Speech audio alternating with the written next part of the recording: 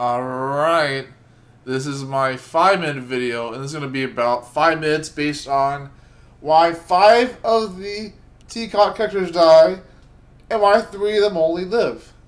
8 out of the main characters. Okay.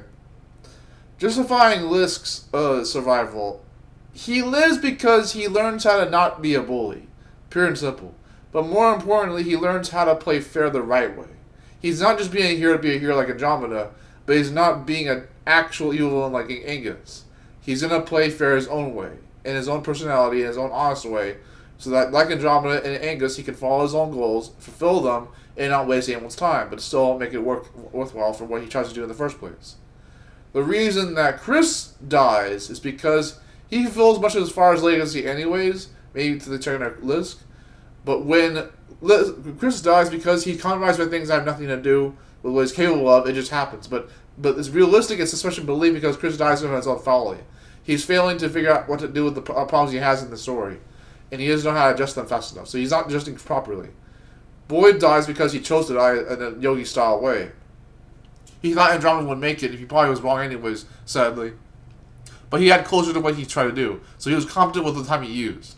Angus lives because he was competent with the time he used anyways. He was a little too silly, didn't know any better how to handle himself, but he was given a second chance and he made it count. And he was able to survive the people he was with. Awful dies because he was too lazy, foolish, ignorant, all the bells and whistles of someone who doesn't pay attention to that moment properly. And worst of all, he knew things that everyone else didn't have to tell him yet, or things he had to tell anyone else for what those were in the story. Gate dies because he didn't want to survive in a world that cared too much about him. Pure and simple, that sucks, but it's true.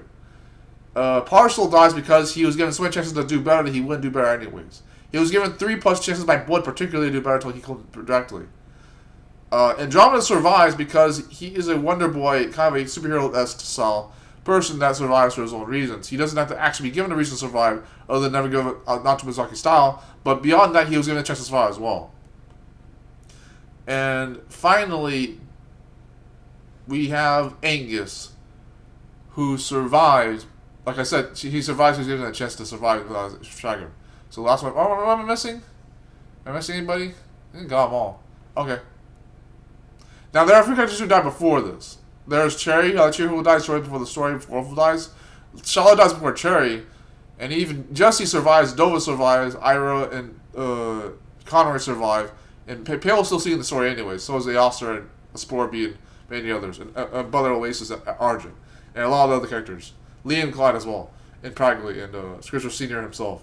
Sadly. Actually, it's going to be sucked to see that. And X is wise to an extent, even if he's still alive. Why does it matter who dies and who lives in TCCOTT? Well, let me put it to you like this way. You ever seen those shows that already know about 5 death strategies and formulas to make things sound compelling? I did this based on shadow work, so I wouldn't know how to do that anyways. But if I'm given the chance to explain that, based on the shadow work I see myself do with this, I think I let them survive and die on accord of what they did to earn their survival and what they didn't do right since they died. And what they couldn't change ever since Lily dying.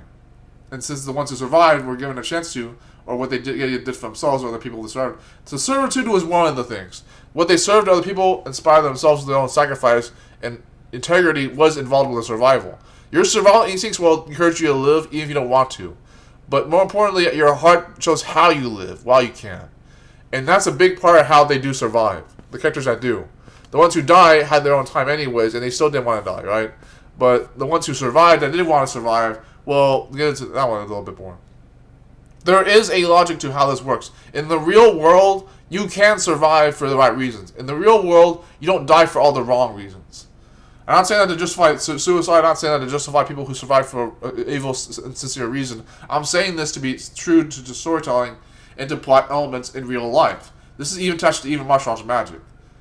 It is very conceptually based that you survive based on your integrity of rule and heart of character. Because if you never give up, you will not lose the wrong things. I promise you won't lose the wrong things.